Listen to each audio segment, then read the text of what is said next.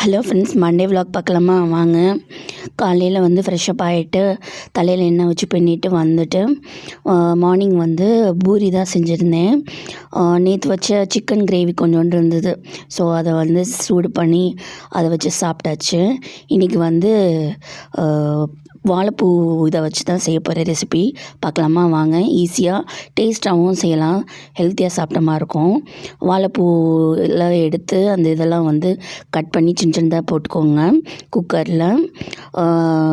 So அதுக்கப்புறம் வந்து ஒரு ஒரு 1/4 டம்ளர் வந்து பாசிப்பருப்பு வந்து போட்டுக்கோங்க.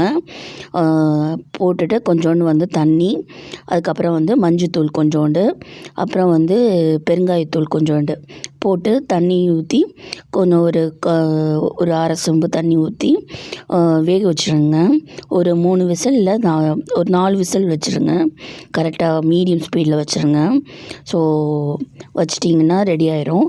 சைடில் பார்த்தீங்கன்னா ஒரு அரை ஸ்பூன் வந்து ஜீரகம் போட்டு தாளிச்சிட்டு, ஒரு பெரிய வெங்காயம், ஒரு தக்காளி, ஒரு 2 பச்சை மிளகாய், அதுக்கப்புறம் கொஞ்சோண்டு இடித்த பூண்டு போட்டு நல்லா வதக்கிட்டு நம்ம வேக வச்சதை வந்து போட்டு தாளிச்சிடலாம்.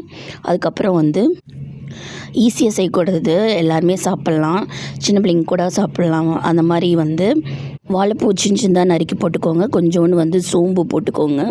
அதுக்கப்புறம் பெரிய வெங்காயம் ஸ்லைஸாக நறுக்கி போட்டுக்கோங்க. அதுக்கப்புறம் வந்து பஜ்ஜி மாவு கொஞ்சோண்டு போட்டுக்கோங்க. லைட்டாக உப்பு போட்டுக்கோங்க. தண்ணி வந்து கொஞ்சோண்டு வந்து இது லைட்டாக தெளித்து விட்டு லைட்டாக பஜ்ஜி பதத்துக்கு வந்து பிசைஞ்சிட்டு, ரொம்பலாம் ஊரெல்லாம் வைக்க தேவையில்லை, அப்படியே உடனே போட்டிங்கன்னா சூப்பராக ரெடி ஆயிரும். ட்ரை பண்ணி பாருங்கள். ஸோ ஈஸியாக இருக்கும். இன்றைக்கி வந்து லஞ்சுக்கு வந்து நான் இதான் பண்ணியிருந்தேன்.